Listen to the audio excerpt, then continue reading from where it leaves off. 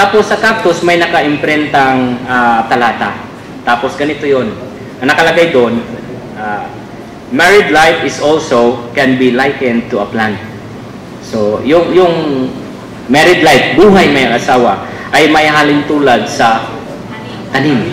Okay. Tapos, sa baba, sinabi doon, love can grow and love can die. Parang lalim, no?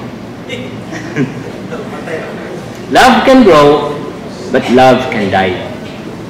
So, paano nga ba namamatay ang pag-ibig, kapatid? Pag hindi mo inalagaan. Okay? So, paano siya alagaan? Spend time. Kung indoor plant siya, that indoor plant, kailangan din, dalhin natin sa labas. May time talaga. Yeah. Pay the price. Huwag nating itago. Amen. So, spending time. In like manner, in our relationship with the Lord, kung ayaw mong mamatay yung Kristo sa loob mo, actually, hindi yan namamatay. Yung relationship mo lang. Kung ayaw mo, at kung gusto mong lumago yan, kailangan mong magkaroon ng time. Amen. So, bigyan natin ng time. So, mauna, kananglan, Brad, sis, hatagan yun din yung oras ang inyong inigugma. Pag umanog ingon sa akong asawa nga, may pamangkat ng unay, nana, dipo-dipo hinuon kong set sa akong schedule nga, sige, manglaag ta. Ay ha na. Diba? Pero humana, naana siya inadto nga reaction. Dili unta, no? Ato untang tabangon. No? Huwag nating antayin na magkaroon ng ganong reaksyon. Okay? Na buti pa noon, nung hindi pa tayo kasal, nagkakaroon ka pa ng ample time to date me dito sa kuan. Pero pagkasal na, wala na. So, mga kapatid, inanagyapon. The Lord will grow. The Lord will cause to grow. But, praise the Lord, binigyan tayo ng way, ng means. That is time. Spend time with the Lord. Uga na ba, Brad? Uga na kayo? Duol sa pulong. Dili ka mo duol, dili ka matabangan yun. Matabangan ka o duulon ka sa igsuon, pero dili yapon ka mo duol sa pulong, imong likay-likayan na igsuon, dili yapon ka matabangan. Amen? So, praise the Lord. Gusto kang malipay si Kristo sa sulod? Amen. Ephesians chapter 5 verse 18, it says, and do not be drunk with wine, in which is dissoluteness, but be filled in spirit. And how to be filled in spirit? Okay, to be filled in spirit is to come to His Word. Amen. Okay, do not waste our time. Redeem the time. Amen. So, redeem the time. Do you want to redeem the time, brothers and sisters? Amen. So, praise the Lord. The best way to redeem the time is to come to His Word to buy oil. Amen. So, buying oil is the best way to redeem the time. Amen. So, ang pagpalit daw kuno o kining lana, maoy maayong paagi sa atong pagtubos sa panahon. Amen. So, spending carefully our time and take it a chance to buy oil. Okay? Buying the oil is a lifelong matter. Okay? Dili ni siya kay karon na ako mag-imar. Ngayon lang po ako mag-imar. Bukas hindi muna. Oh. Kailangan talaga magkaroon po tayo ng time. Okay? Magkaroon ng oras. And one of the issue of being filled is ako yan. Kapag nagkakaroon tayo ng pagpapupuno ng langis, nagiging faithful tayo sa ating serbisyo. After being filled with the Spirit, then the issue is to be faithful in service. Amen. So karon, unsa may tumong anong didalaman ta diha ni Kristo? Episo 2:18, that we both have access in one Spirit unto the Father. Amen. So 19, to make us fellow citizens with the saints and members of His household. What letag panimalayan no? Gagawin po tayo tahanan ng Diyos. Sa 20, that Jesus Himself being the cornerstone. Okay, dito na, itatayo na po tayo bilang mga hintil at yung mga piniling rasa. Ipili ng mga rasa niya. Okay, sa 21, in whom all the building being fitted together is growing into a holy temple in the Lord. Sa 22, in whom you also are being built together into a dwelling place of God in Spirit. And that is our purpose of our meaning, the meaning of our human existence. Okay? Hindi tayo ginawa ng Diyos para maging decoration sa earth na to. Okay? Ephesians chapter 2 verse 22, anong sabi? To become dwelling place of God in our spirit. So yun yung pinagkaiba natin. Alam nyo, ang dami ko din na-join na mga congregation before. Pero dito ko lang nakita na ganito pala yung ministry, no? Dapat pala hindi doctrine ang nai-impart, kundi buhay mismo. Dahil ang buhay pala ang magkukos ng growth. At yung buhay na ito ang magsasanhi din na tayo ay maitayo bilang tahanan ng Diyos sa ating espiritu. Amen. So, kunya brad, Maison, nganong gihatagan matay kasuguan? May 10 minuto pa po. Okay, nganong gitagaan ta sa Galatians chapter 3 verse 19? It was added because of the transgressions until the seed should come. Okay, the seed is the promise. This seed is Christ. Okay? So, sa 23, natanggap na yung promise na to. Sa 23, nag-guard tayo. Tapos sa 24 naman, it become our conductor. Apan sa Galatia 25, may so, nindot na kayo. Nanapoy, but since faith has come, we are no longer under a child conductor. Amen. Kaniabot naman si Kristo. Ingon nga atong pagtuo. So, unsa man ning saad? Sa footnote maigsoon sa Galatia 3:29, ingon din this promise was the promise grace. Amen. And this promise, grace is the blessing. And this blessing is nothing less than the process triune God. Amen. So, as the all-inclusive, life-giving Spirit for our enjoyment. Amen. So, ako pangutan na gamay.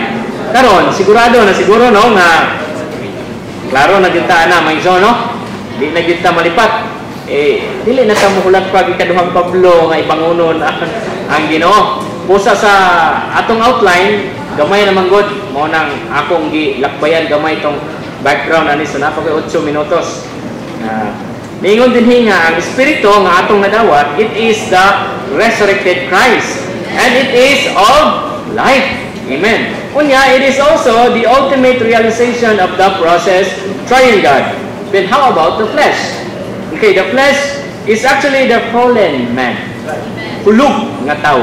Unya, kini na bang hulog nga tao, doon na ni siya ay tulupod ka hulog nga bahin. Okay? So, itong natisod, itong fallen man, natisod na tao, ay meron ding 3 bahagi. Okay? At ang 3 bahagi na ito ay una, sa lawas na to, no? It is our corrupted body. Next is our fallen soul. And then the third is our dead spirit. Okay? So sa una tayo sa fallen soul muna mga kapatid. Sa fallen soul, meron niyang enmities. Strife, merong panagbingkil o alitan ba? Jealousy, angers, and divisions. Kaya, yung mga kapatid, kabatch ko, sabi na, ba't ayaw mong sumali sa mga ganitong activity? Well, sa atin, sa pagbabawi, hindi naman binabawal. Pero hindi ini-encourage. Bakit? Kasi pwedeng magiging frustration ito. Magiging, date ngayon para sa aming meeting. Meron tayong sariling pagpupulong. Nagiging katunggali na siya ng Diyos. So, instead na marireceive mo yung pamamahagi ng buhay ng Diyos sa pagpupulong na ito, nasa meeting ka ng organization na ito. You miss the mark. Okay? You miss the dispensing. And that is a loss. Okay? So, hindi siya nakakatulong sa paglago. Kaya, hindi ini-encourage na mag-join tayo dyan. Okay? Sa 2, our deadened spirit. So, sa deadened spirit, merong idolatry. And also, sorcery. Sa sorcery, medyo hayag, Alam natin na, okay, bawal tayo sa mga anting-anting, ganito, ganyan. Okay, that is kind of sorcery. But how about idolatry? Remember, the definition of idols are anything that replaces Christ. Anything that replaces Christ. Kahit yung Bible mo, pwede yan. Okay? Yun nga, kautusan, di ba? Naging replacement. But that is not the goal. Even the manna, hindi yun goal. It is just a small portion of Christ kung babasahin natin ang the all-inclusive Christ. The goal is the portion of the land, the piece of the land with its city and temple. Okay? So, yung goal, doon tayo mag-focus mga kapatid. So, kung may meeting tayo. Okay? Wag yung, dito lang ako sa bahay kasi meron naman akong Biblia. Magbabasa lang ako. Okay? That is idolatry. Anak mo, nagkasakit at may meeting, sinong unahin mo? Exercise wisdom. Exercise wisdom. Okay. Of course, mga kapatid, kailangan ang pagpupulong. Pero meron tayong tinatawag na urgency. Okay? So, exercise wisdom by exercising our middle spirit. Sa 3, mga kapatid, the lust of the corrupted body. Meron pa, nadi siya kaibog, no? Nay kaibog ang atong unod. Bisan pag may nadawat na nato si Kristo, doon na pa siya kaibog. There's lust that is hiding, indwelling, and living in our flesh. Okay? Pero lahat ng to, flesh to. Hindi pwedeng yung ito lang body ang flesh, itong soul lang ang flesh. Hindi. Lahat yon. Ang lahat, ang flesh ay ang kabuuhan. Kabuuang pagpapahayag ng natisod na tao na may 3 bahagi. Okay? Kasi tripartite ang sinabi sa atin sa ministry. Kaya sa 3, sinabi dito that the lust of the corrupted body is fornication, uncleanness, sensuality. Alam natin yan, no? Next is pang-4, drunkenness. Ngayon, medyo konti lang, no? Emphasize ko lang sa drunkenness. Kasi, baka nami-misinterpretin natin to, no? Okay, drunkenness. Sabi sa Proverbs chapter 31 verse 6, give strong drink rather to one who is perishing. Tagay daw isog na ilimnon katong mga himalakyon. Ako man yung mga versikulos atong mga uyuan nga hilig mo ano. Uyuan lang ako naging kamo ha. And wine to the bitter in soul. So, kanto ko ng mga himalakyon na, tugti. Inom mo, strong. Strong, no? Tugti. Kantong mga himalakyon. Klaro ta, ha? Kantong mga himalakyon. Recovery version, ha? Ang gamit na ko, ha? Dili international. Okay. And wine to the bitter in soul. So, lahi ay ng strong drink o lahi po ng wine. Wakoy panahon mo explain na isgutan lang na nato, tiksilan ko, maginagbo ta na, gusto mo. Okay, during sa pagkuha nako, mga igsuon, ikinahanglan nako before, sa pagkuha nako food and beverage, i-prerequisite gud na nila ang bartending. Wala ko'y plano mo pag-bartending. Pero kag i-prerequisite mo na nila, nakuha nako. O dito, na-learn nako. Nga di ay, kini ko ng strong na drink, mga igsuon, nga nung naimbento na siya, tungod atong napasakdan. Okay, fermentation ang tawagan na, no? Kaya doon na may tulo. Kanang fermentation or brewing. No? Kaya ilang ng puson o ilang stock. Fermentation, that is fermentation. Next is aged.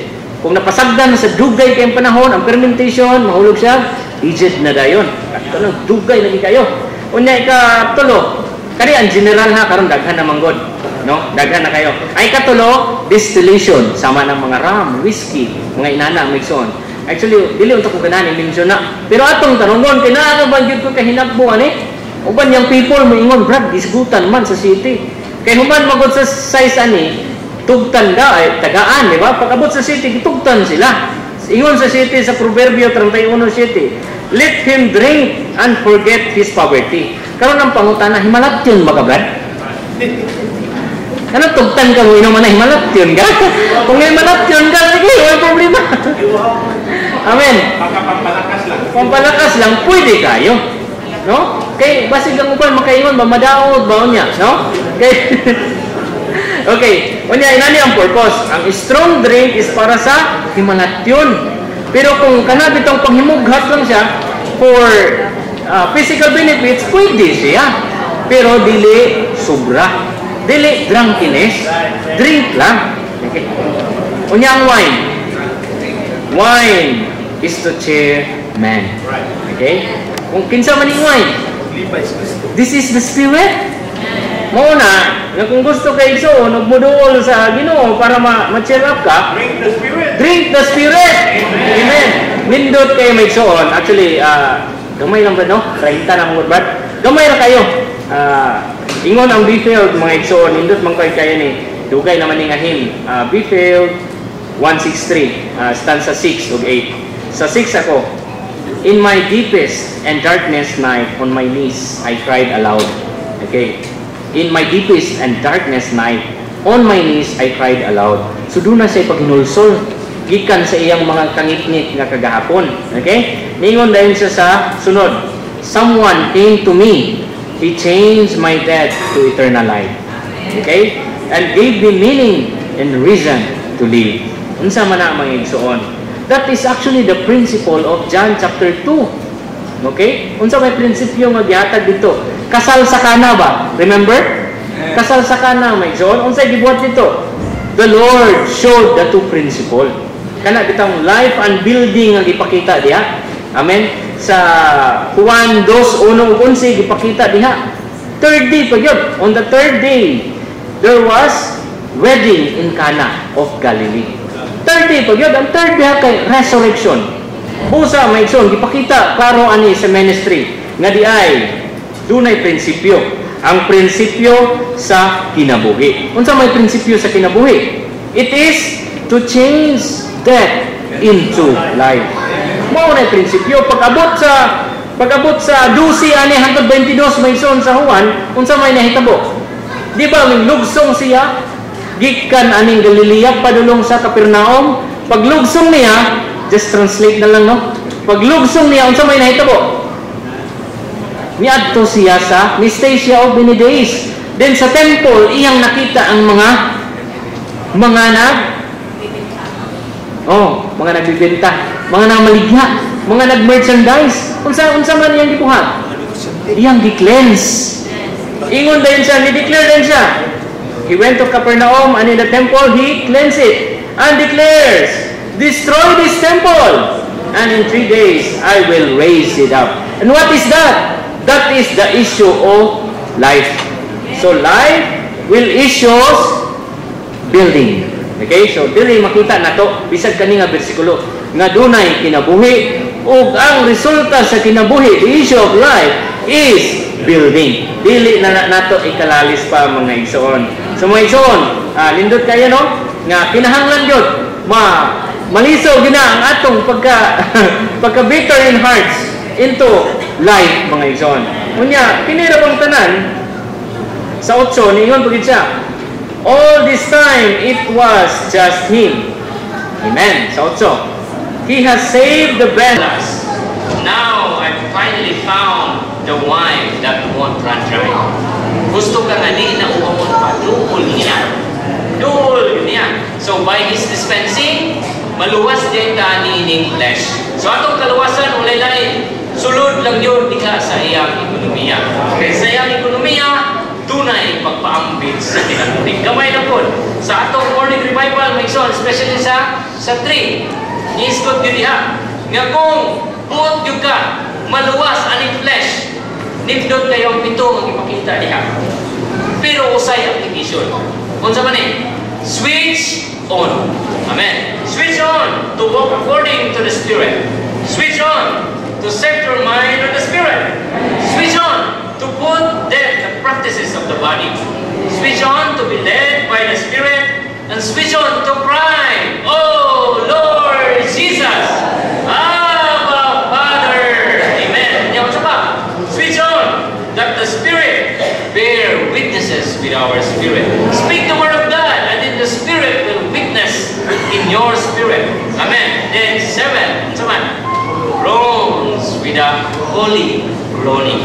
Sometimes we do not know what to utter, right? Di yung takamausahin kung unsa may akong iampo. Pero sa sulod nato, dunay pagampo, right? That is the call, that this time is the time for this heavenly, divine groaning. Amen. Dahil ko na Ginoo mo igsoon.